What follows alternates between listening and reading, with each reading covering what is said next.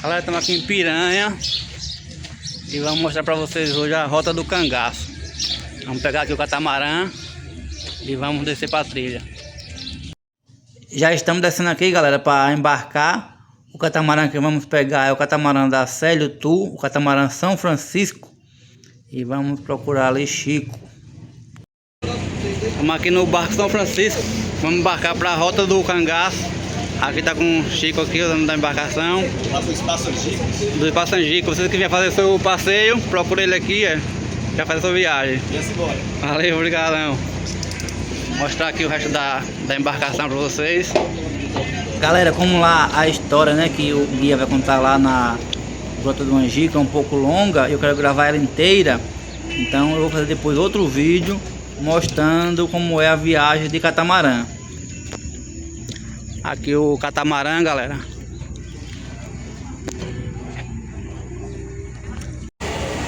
Já estamos saindo, galera. Vamos navegar mais ou menos uns 45 minutos até chegar lá ao Espaço Angico. Bom dia, meu garoto. Ei, bom dia, Franco. Bom dia, meu povo. O comandante agora ouviu, né?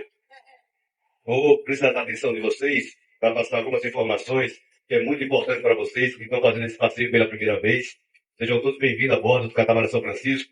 Esse catamarã tem capacidade de transportar 176 passageiros. Estamos agora a bordo com 29 passageiros, agora a bordo no catamarã São Francisco.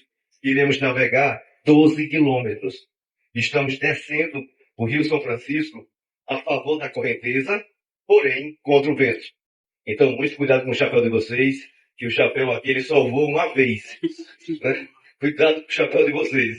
Esse é o passeio da Rota do Cangaço, o mesmo roteiro, o mesmo percurso que a Força Policial de Piranhas fez para matar o Lampião no estado de Sergipe. Ou seja, o nosso passeio vai ser sempre em 2 estados. O lado esquerdo de vocês é o estado de Alagoas, a cidade é Piranhas. O lado direito de vocês, o estado é Sergipe, a cidade é Canindé de São Francisco.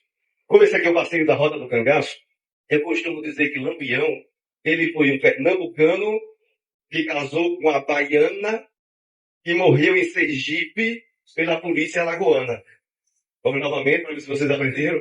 Lampião foi um pernambucano que casou com a baiana e morreu em Sergipe pela polícia alagoana.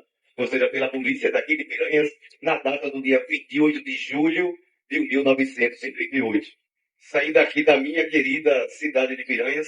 Essa cidade tem esse nome porque um pescador pegou um peixe aqui de nome de piranha, tá aqui nesse porto, e colocou o nome desse porto em Porto das Piranhas. Depois passa a chamar Porto de Piranhas, depois passa a chamar Cidade de Piranha, onde existe piranha hoje no Rio São Francisco, só que ela não ataca os turistas, viu? Ela ataca só os de casa. Ela não pode atacar vocês. Então, minha gente, aqui no catamarã São Francisco, tem uma cozinha no convés principal, onde tem cerveja, refrigerante, água mineral, picolé, tem todo tipo de pacote do catamarã para vocês, inclusive internet. Se vocês quiserem internet do catamarã São Francisco, quem tiver aqui no convés principal, convés superior, tem uns QR Code aqui do lado, aqui na frente também tem um QR Code. Quem tiver no convés principal tem um QR Code na cozinha, onde vocês podem acessar a internet do catamarã São Francisco e seguir a nossa página @Saiu do Passeio. Mais uma vez, sejam todos bem-vindos a bordo. Estamos aqui para servir a vocês e obrigado pela atenção de todos.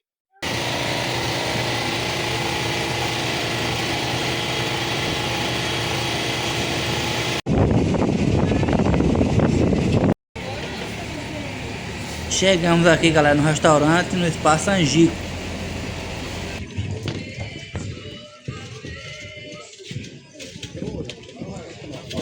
Bom dia, tudo bem? Bom dia. Bom dia. Galera, o Espaço Angico que é muito lindo. Mas como eu quero gravar a trilha completa, a história do Lampião completa para vocês, eu vou fazer outro vídeo só mostrando o Espaço Angico todo, para esse vídeo não ficar muito longo. Primeiramente, bom dia a todos. Bom dia. Sejam bem-vindos ao Espaço Angicos. Meu nome é Bruno, trabalho aqui no restaurante como guia. Nós estamos aqui no estado de Sergipe, no município de Canindé, São Francisco. Estamos aqui no sertão sergipano.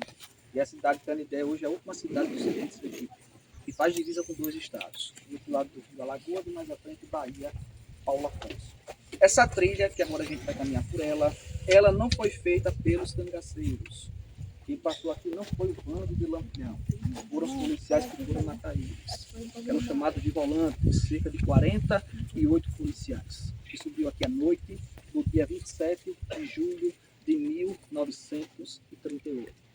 Essa volante era comandada pelo pernambucano Tenente João Bezerra da Silva. Eles passaram aqui com 2 coiteiros do Lampião, Pedro de Cândido e Durval. O que é coiteiro? Eram pessoas que acolhiam esses malfeitores. Muitos eram forçados, outros por interesses econômicos. Era o caso de Pedro de Cândido. Fez um comércio na comunidade de Entre Montes, às custas do Porto de Lampião. Então, eles dois eram irmãos, vaqueiros dessa fazenda, tá certo? E coiteiros do Lampião. Então, hoje, esse restaurante pertence à família deles, à família dos coiteiros de Lampião. Então, os policiais descobriram que eles estavam acoitando Lampião lá em cima na grota e pegaram os dois e eles a pé, torturando eles. Mata fechada sem telha. Como eles conheciam a fazenda, eles iam à frente e os policiais iam torturando eles atrás, fisicamente e psicologicamente. Creio eu que Durval, por ser mais novo, tinha 18 anos, ele sofreu mais torturas psicológicas. Pedro não, física e psicológica, tá certo? Essa área hoje pertence ao governo do estado de Sergipe. Ela virou unidade de conservação ambiental. Existe um órgão chamado MONA, Grota do Angicos, que é responsável pela preservação desta reserva. E por ser uma unidade de conservação, ao longo da trilha vão ter lixeiras para vocês descartarem o lixo. A questão dessa trilha não é tanto a distância, tá? Daqui até lá dá quase 1 km, 1 quilômetro. A questão é mais o calor, a inclinidade dela, certo? Considerado de grau médio acima. Tem muita pedra solta, também tem muito buraco. Tem cuidado para não tropeçar e cair. Tá certo? Vamos lá? Subir? Vamos. Tentando arrancar nossa pedra.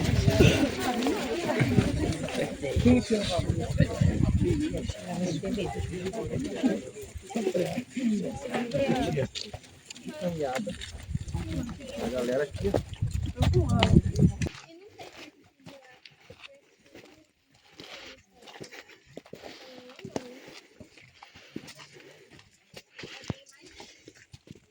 A trilha realmente, galera, não é longa e nem difícil. Só o ruinzinho dela é o calor, que é muito grande. E esse trechinho aqui, que é muito íngreme. Mas não é uma trilha tão difícil. Faltando 200 metros para acabar. Tem uns banquinhos aqui no topo da ladeirazinha, né? Que dá para parar e dar uma descansada. E a famosa Umburana, certo? Esse local foi o local que a polícia usou para poder cercar a grota do Angicos. Saíram lá à noite, dia 27 de julho, chegaram aqui já no dia 28, de madrugada. Então eles levaram cerca de 4 a 5 horas para andar cerca de 1 quilômetro. Mata fechada, chovendo, sereno constante, mas sereno fino, não é um de lobo, né? É um sereno de inverno, né? Que molha mesmo a terra. Eles chegaram aqui e aqui esses 48 policiais foram divididos em 3 volantes, em 3 equipes. Sargento Aniceto Rodrigues desceu por esse lado com só volante.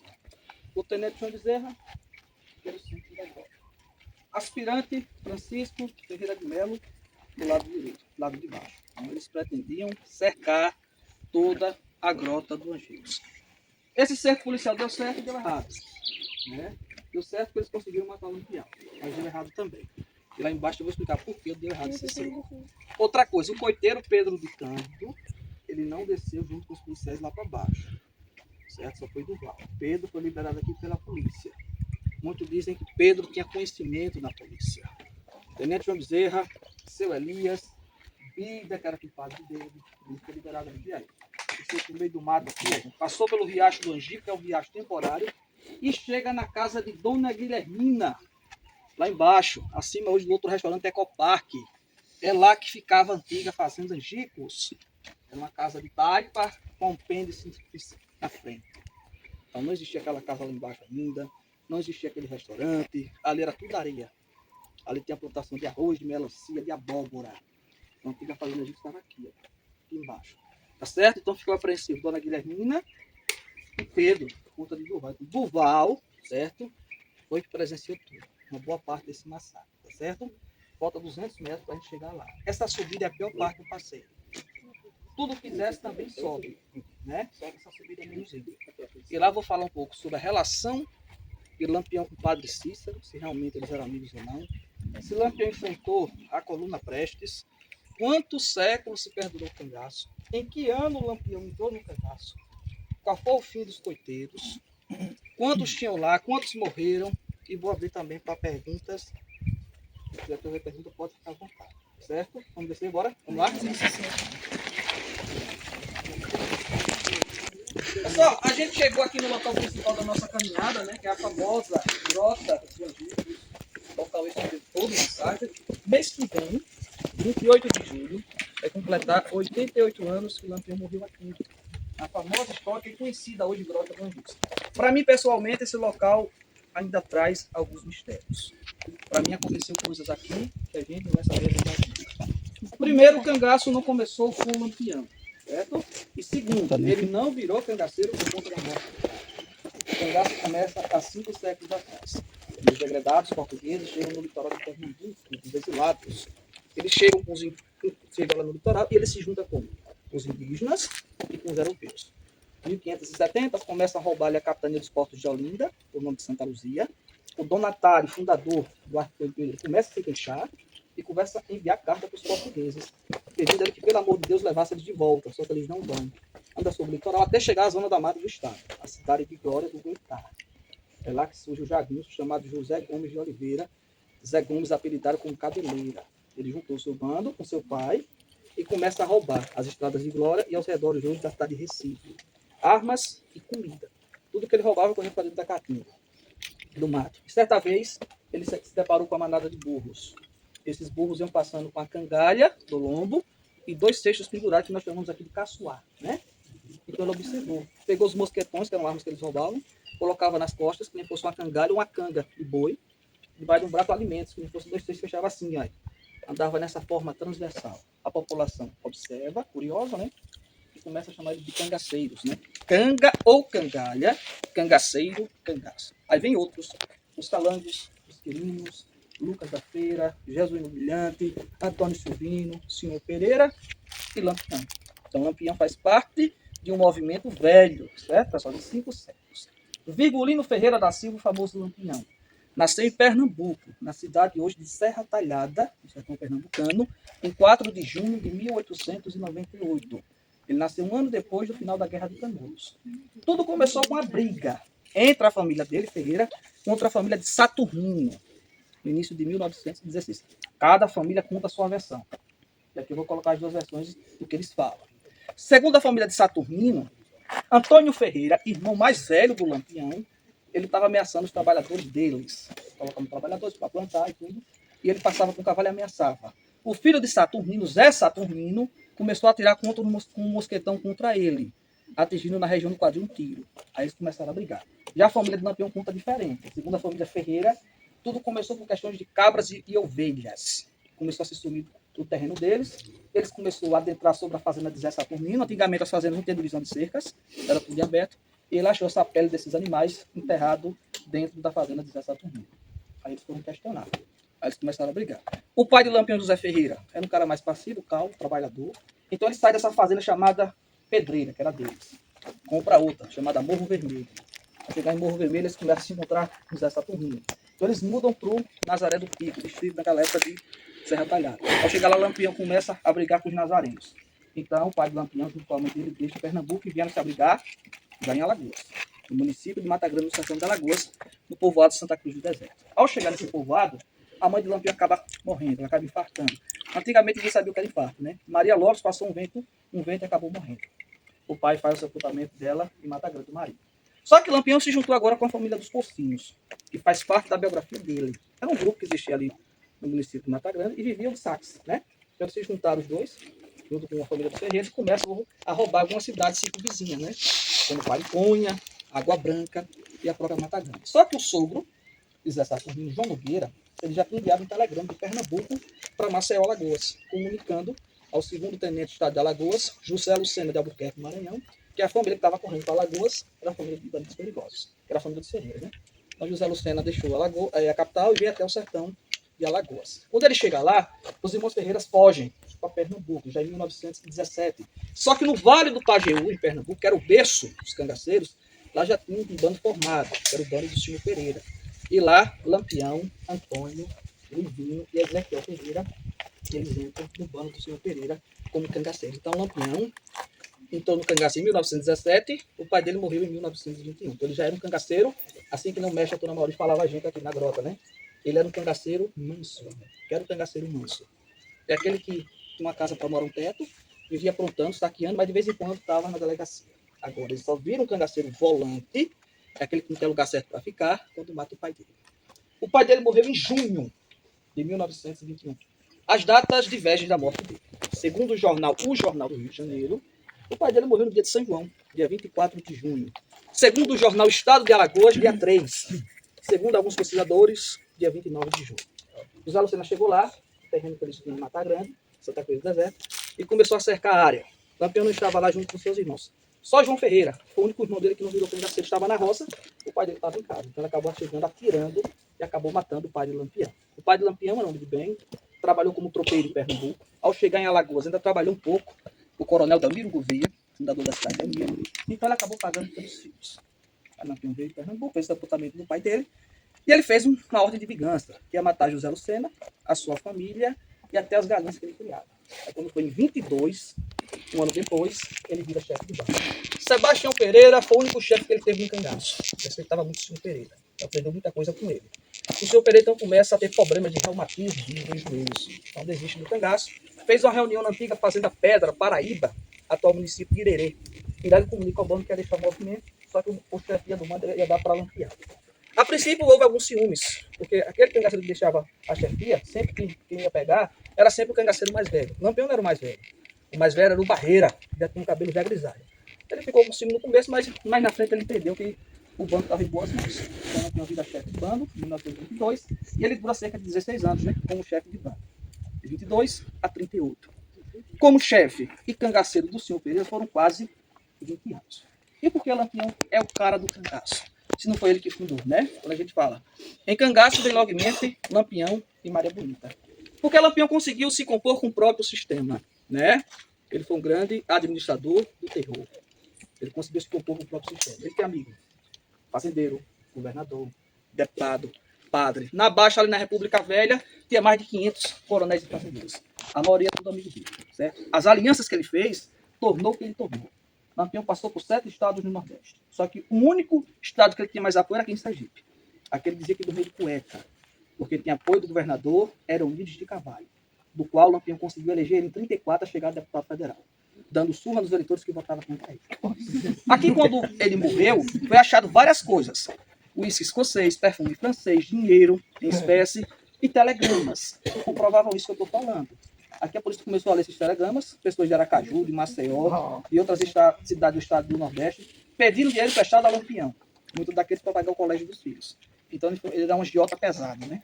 Ele roubava para emprestar. Então, a composição que ele fez com o sistema tornou o que ele tornou. Creio ele que ele só não montou um estado para ele, porque depois da Revolução de 30, de Getúlio Vargas, o governo estava bem alicerçado. Em 1924, nasce a primeira literatura escrita de Lampião. O pernambucano de Recife, Érico de Almeida, que foi o primeiro cara a escrever sobre Lampião. Em 1925, ele perde o olho direito. Na verdade, ele já tinha um problema no olho direito. Como se fala em glaucoma ou subincoma. Em uma troca de tiros, no Triunfo de Pernambuco, ele foi surpreendido por balas pela volante de Manuel Neto, pernambucana, que é uma das mais valentes, junto com Zé Rufino. Ele estava por trás de um caco chamado Palma Quipá. Ela meteu bala de escopeta, estava rastejando e acabou pegando um espinho, enfiou na sua pupila. Não existia a ciência que existe hoje. Ele contratou alguns oftalmologistas, lá de Recife, da família Martins, que chegou para passar uma pomada, ainda passou, mas não deu futuro. Então ele acaba cegando totalmente o olho direito. Aí ele começa a usar o tampão e o famoso óculos fundo de garrafa, o óculos de professor, que fez parte da estética dele, do movimento do cangaço. Aí quando foi em 1926, com 28 anos de idade, no auge da sua forma física, cego de um olho, ele chega em Juazeiro do Norte, lá no Ceará, na terra do Padre Cícero. Muita coisa foi aumentada entre eles dois. O Padre Cícero nunca chegou a dizer a Lampião que ele virasse um cara do bem, que ele fosse católico, que ele fosse coroinha, etc. Não. Padre Cícero, nos domínios da fé, teve seus erros, que a história está aí para contar, mas também teve seus acertos. Ele chega na antiga cidade de Juazeiro em 1872. Juazeiro, antigamente, era um pequeno povoado com 30 casas de palha. Um povoado muito pálido. Então, o padre Cícero estudou, sondou a sociologia do local e tornou Juazeiro hoje uma metrópole com mais de 300 mil habitantes. Então, o padre Cícero tinha na sua cabeça que lá nos primórdios da sua vida política, ele tinha dependido desses jagunços cangaceiros para manter o poder político por 15 anos na cidade de Juazeiro. Ele sempre falava: meus amiguinhos, quem roubou não roube mais, e quem matou não mate mais. Que os amancebados se casem. E dizia que o Juazeiro era o refúgio dos náufragos da vida. O que comoveu o Lampião foi o recado que o amigo aventureiro do padre Cícero, o Dr. Floro Bartolomeu da Costa, mandou para Lampião. O Dr. Floro, ele veio de paraquedas, lá de Salvador, formado em medicina, em 1915, chegou em Juazeiro, virou médico do padre Cícero, depois assessor e depois deputado federal pelo Ceará. Então ele mandou um recado para Lampião em janeiro de 26, que ele viesse até Juazeiro. Por quê? Porque ele estava preocupado com a coluna Prestes. Ele vinha com os hereges a fim de derrubar a batina do padre velho e submeter a dominações para o padre Cícero. A capital do Brasil era Rio de Janeiro, o presidente Arthur Bernardes. Arthur Bernardes também estava preocupado com a coluna Prestes. Ele mandou uma ordem que cada estado do Nordeste fosse feito batalhões militares para enfrentar a coluna Prestes. Lá em Juazeiro, o próprio Dr. Floro fez esse batalhão com 1.000 soldados, batalhão patriota.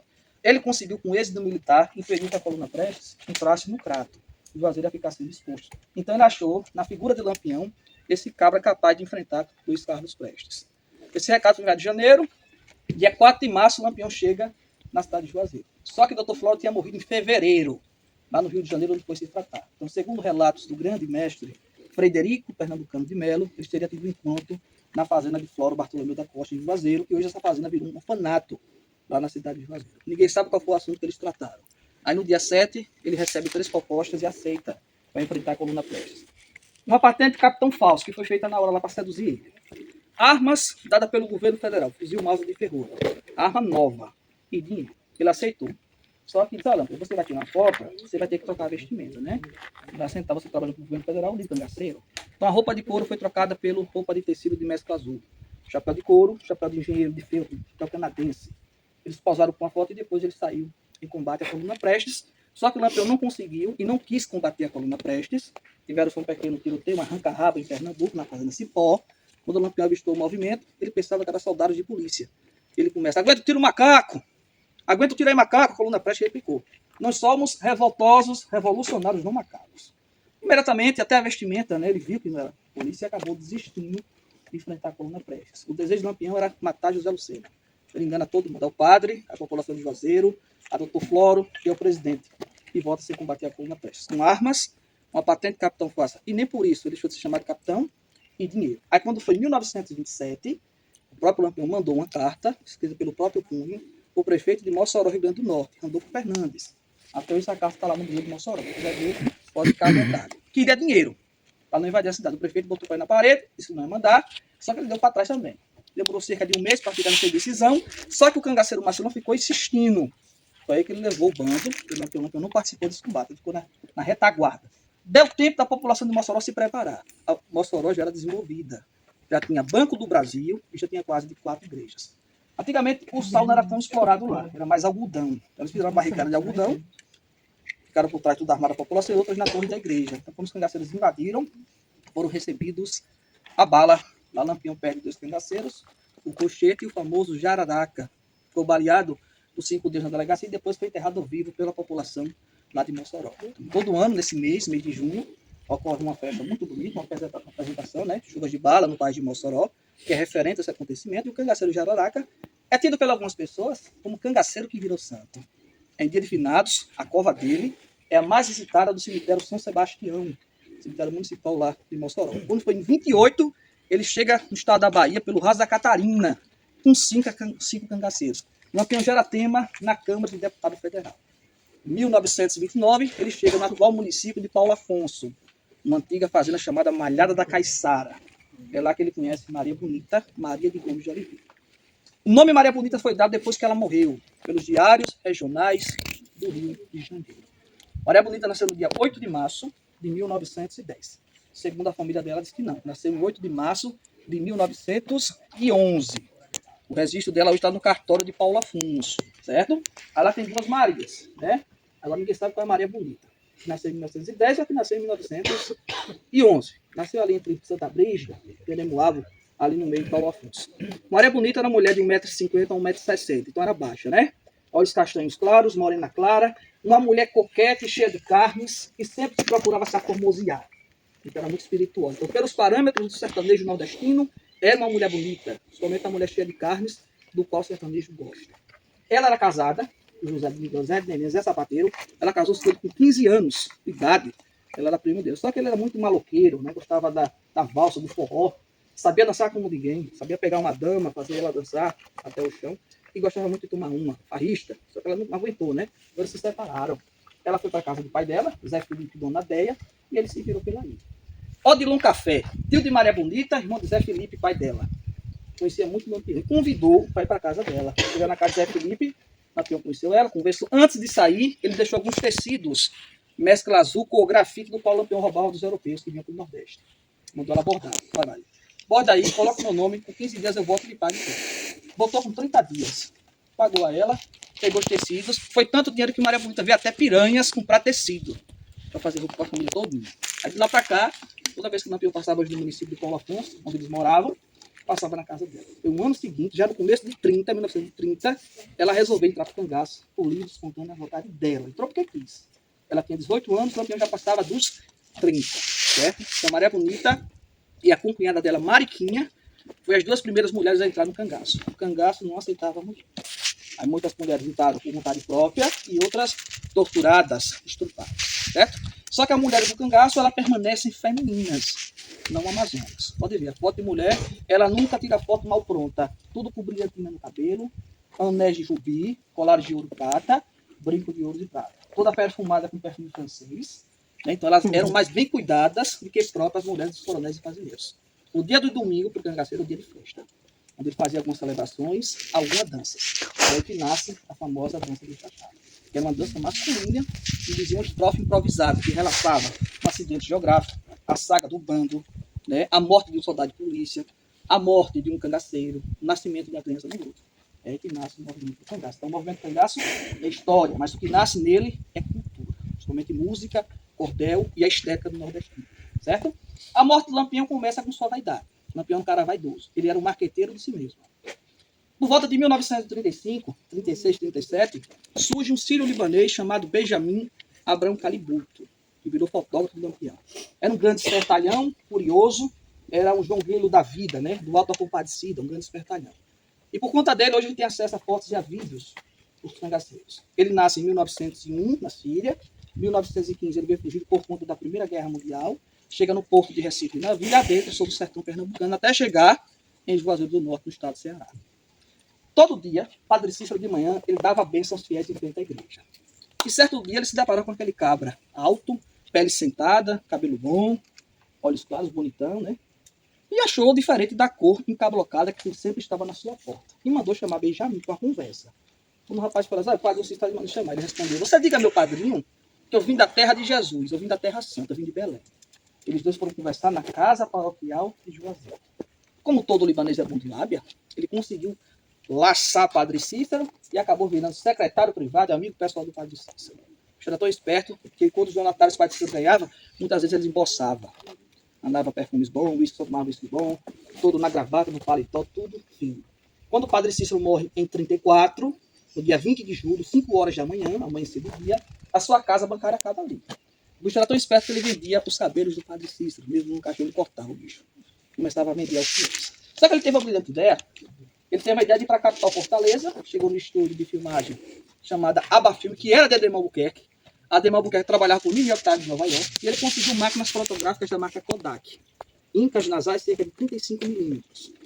Ele foi para o bando Lampião. Passou 6 dias, voltou, depois retornou. Aí passou alguns meses. Então ele começa a fazer vídeos de 15 minutos de projeção de vários ângulos e fotos. E ele começa a publicar. Então a morte do Lampião é a publicação, né? Lampião tomando uísque escocês, mostrando o punhão para ele. O jornal Globo na mão com cigarrão na boca. Essas fotos atingem não só o presidente, que era Getúlio Vargas, mas chega fora do Brasil no New York Times de Nova York. Para Getúlio Vargas era que nem fosse estar no novo país sem lei nem rei. E Lampião mandando da cara dele. Ele estava prestes a fazer a ditadura Vargas, que foi o período do Estado Novo, então ele teve que tomar as providências cabíveis. Posso afirmar aqui que o próprio progresso acabou com ele. Ele vinha armas de guerra para as volantes, começa a apertar as volantes e acaba com a inviolabilidade das fronteiras. permitindo que uma volante do Estado pudesse ultrapassar as linhas. Foi feito um acordo no século XIX, que as volantes podiam ultrapassar, só que nunca saiu do papel. Por exemplo, Lampião cometeu um crime em Pernambuco, aí corria para a Bahia. Aí a volante de Pernambuco não podia ultrapassar a linha da Bahia. Então, por isso, em certos estados, senador, ele sempre saía costurando as divisas. Aí quando o Getúlio Vargas manda quebrar, foi uma das formas que ajudou para ele morrer aqui. Então ele nasceu em Pernambuco, casou com a baiana, morreu em Sergipe, pela volante alagoana. Por conta dessa quebra da viabilidade das fronteiras. Ele teria chegado nesse local, ali do dia 21, dia 23 de 38, meio-dia para tarde. Ele veio aqui de Alagoas, de uma comunidade chamada Entre Montes, conhecida como a capital dos bordados. O caminho, ninguém sabe qual foi o caminho que ele fez. Ele veio aqui por baixo, acho pouco provável. Eu acho que ele veio aqui por cima, pela antiga fazenda Félix, que era de Manuel Félix, que era coiteiro dele também. Aí no dia 27 ele manda chamar Pedro de Cândido, que também morava lá Entre Montes, onde tinha um comércio, vendia mercadoria, ele vendia lá. Ele veio de barco, deixou o barco levar e subiu a pé. Aqui Lampião mandou ele comprar mantimentos e cachaça na feira de Piranhas. A feira de Piranhas fica ali onde fica a cachaçaria Temar Dutra, onde estão fazendo aquela grande reforma. Estava vendo mesmo. Ele chegou ali, começou a comprar comida, só que em grandes quantidades. Aí gerou desconfiança. Joca Bernardes pivou de tudo. Joca Bernardes, ele era coiteiro de Curisco. Ele vendia queijo toda quarta-feira em Piranhas. Ele era concunhado de Pedro de Cândido, só que não se bicava, não se dava muito bem. Ele tinha um ciúme de Pedro, porque Pedro ganhava muito dinheiro no Lampião. Ele não ganhava muito dinheiro por isso. Aí no intuito de entregar Pedro, ele saiu devagarinho. Chegou na delegacia de Piranhas, ele chamou o sargento Aniceto Rodrigues, que estava enquartelado com 14 policiais. E disse ao sargento que apertasse Pedro, que ele estava coitando do Lampião. O sargento saiu devagarzinho, descendo, quando chegou lá, viu, aí voltou. Quando chegou no Correio de Piranhas, chamou o seu Valdemar Damasceno. O seu Valdemar, agora que ele enviou um telegrama agora para a Pedra de Delmiro, atual Delmiro Gouveia, eu quero mandar um recado para o tenente João Bezerra da Silva. Tenente João Bezerra da Silva, Pedra de Delmiro, boi no pasto, tudo certo, vem urgente. Eram informações codificadas. E ele veio a pé de Delmiro em sentido a Piranhas. Aí o sargento foi até a feira, disse, eu quero aqui alugar um caminhão com comerciante ou com feirante. Eu quero ir até a cidade de Canapi, né? Eu quero pegar a lâmpada que o Lampião estava lá, Canapi, Alagoas. Isso Pedro recebeu essa informação. Aí desceu com essa informação e disse, capitão, a macacada está indo para Canapi, Alagoas. O Lampião ficou despreocupado, ele já tinha apoio do governador, certo? Ele só tinha medo de ser atacado pela polícia só por terra, não por água. Eles começaram a farrear a noite toda. Só que o sargento Aniceto pegou o caminhão de Doro, da Mata Grande, de vez dele para Canapi, ele foi para destinar Delmiro Gouveia hoje. Quando chegou na atual cidade d'Água do Casado, antiga fazenda de Zezé do Riacho Seco, eles se encontraram.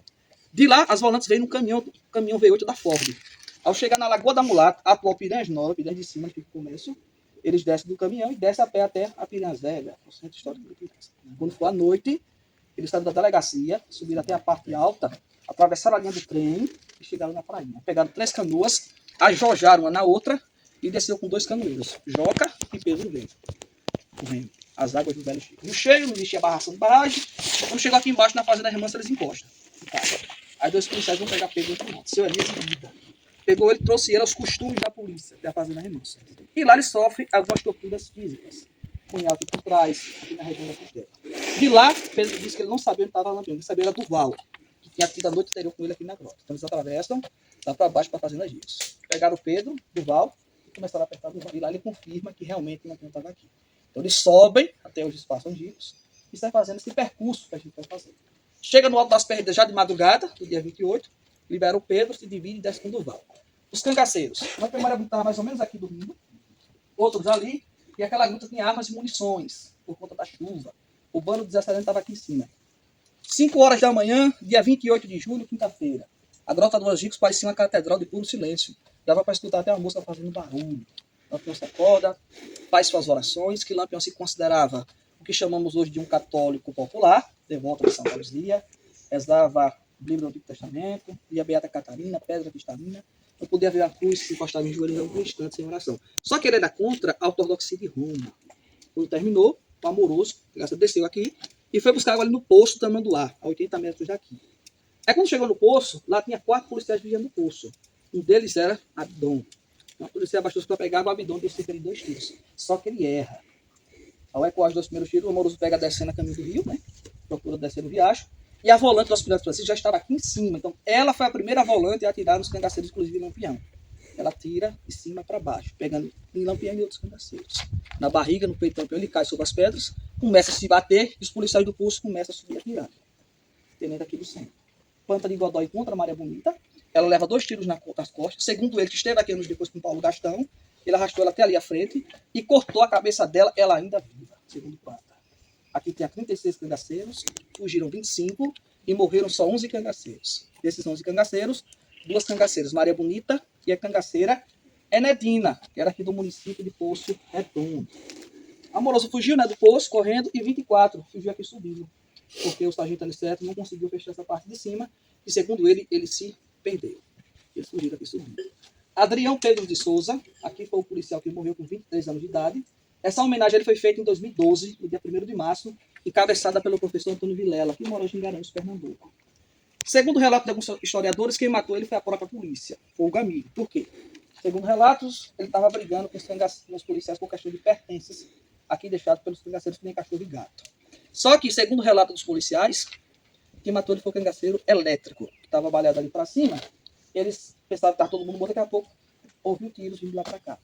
Aí matou ele e baleou o sargento Guilherme, segundo o relato dos policiais. Eles foram lá, mataram o elétrico e arrancaram a cabeça. Aqui ficou 13 corpos mortos. 11 cangaceiros, um policial e Guarani, o cachorro de Lampião, que também acabou morrendo. A cabeça dos cangaceiros foram arrancadas aqui, ficaram seus corpos, e foram de barcos, do porto de Angicos até o porto de Piranhas. De lá elas foram para a casa do tenente João Bezerra, que ele mostrou a famosa mulher dele, Cira Brito. A casa do tenente João Bezerra fica hoje onde ficaria a pousada do imperador. Aí depois as cabeças foram colocadas nas escadarias do Palácio Dom Pedro II, atual Prefeitura Municipal de Piranhas, com José Balão, que era o policial que se destacava em Piranhas. Colocaram as cabeças ao lado, colocaram joias, armas e chapéu. Então, João Damasceno Lisboa foi o fotógrafo daquela foto, das cabeças expostas em frente à prefeitura. E elas descem no cortejo macabro, até Maceió, passa Delmiro, Água Branca, chega em Santana do Ipanema. São colocadas dentro de latas de querosene, passa em Arapiraca e chega no funeral, cortejo macabro, pelas ruas de Maceió. Fica em frente à prefeitura, é recebida por mais 10 mil pessoas. E depois seguiu o necrotério do Hospital Santa Casa de Misericórdia, aonde foram analisadas por Dr. Lages, que era diretor e médico do hospital. Então, dessas 11 cabeças, 9 cabeças foram enterradas em Maceió, possivelmente no cemitério da Piedade. A cabeça do Lampião Maria Bonita foi para Salvador, o Instituto Médico Legal Dina Rodrigues, passou por alguns estúdios de César Lambroso, e quando foi em 1969, o governador da Bahia, Luiz Viana Filho, liberou que os crânios fossem enterrados lá no cemitério Quinta dos Lávaros. Lampião morreu com 40 anos, cego de um olho, manco de uma perna, com reumatismo e com começo de tuberculose. Maria Bonita, entre 27 e 28 anos de idade. Ela teve 4 gestações, perdeu 3 e conseguiu ter uma filha com um Lampião, que foi a Esperita Pereira, que nasceu aqui em Sergipe, no atual município de Porto da Folha. Nasceu no dia 13 de setembro de 1932. Hoje ela está viva, está lúcida, tem 93 anos e mora aqui na capital sergipana. Em 2002, ela conseguiu na justiça, pelos direitos humanos, de pegar a guarda dos crânios dos pais dela. Trouxe para a cadeia. Com o tempo guardado, mandou esses crânios para restaurar na USP, em São Paulo. Foram restaurados e se encontram na casa dela na cadeia. Aí todo ano, dia 28 de julho, aqui tem 2 missas que fazem em memória desses falecidos. Essa missa começou em 1998. Ela foi fundada por um dos donos do restaurante, o Washington Rodrigues, e pelo prefeito de Poço Redondo, na época, Frenoc, que já faleceu esse ano. Convidaram a Esperdita, a família dela, e todo ano tem essas 2 missas. O Ecoparque faz uma missa e o Angicos faz outra. Só que a família do Lampião hoje, ela fica no Ecoparque no dia da missa. E quem vai representar a filha do Lampião Esperdita é a filha dela, Vera Ferreira, quem toma conta das coisas da família hoje. Ela vem aqui por baixo, na procissão, junto com sua família. 11 corpos em um mistério. Até hoje os corpos dos cangaceiros não foram encontrados. Ficaram aqui expostos. Dias depois, a polícia do Aracaju veio de barco, né, veio pelo próprio ar. Eu conheci um dos policiais que estiveram aqui, o famoso Cabo Grilo, Germiniano Sarmento, que morava lá em Fluminense, onde eu moro. Ele contava a China Novo, que era tanto fedor que ele vomitava. Então ele cobriu com areia junto com os policiais. E no dia 5 de agosto chega Merquildes da Rocha, que era lagoano e trabalhava na TV Ilustrada do Rio de Janeiro.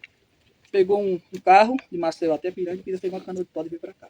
Ele encontrou alguns corpos aqui separados e começou a tirar foto desses corpos. Fez um livro chamado Bandoleiros das Caatingas, onde relatava como foi que ele encontrou esses corpos. Muita gente acha que esses corpos desceram junto com a água, que desce aqui no período da chuva, foi tudinho para o Rio São Francisco.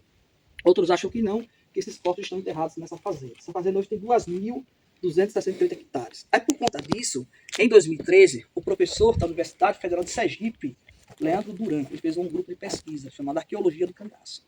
Começaram a escavar aqui. Não encontrou nada. Até hoje ninguém sabe onde está esses corpos. Ou está na fazenda ou está no rio. O cangaço praticamente acabou com o Lampião. Sobrou 2 bandos.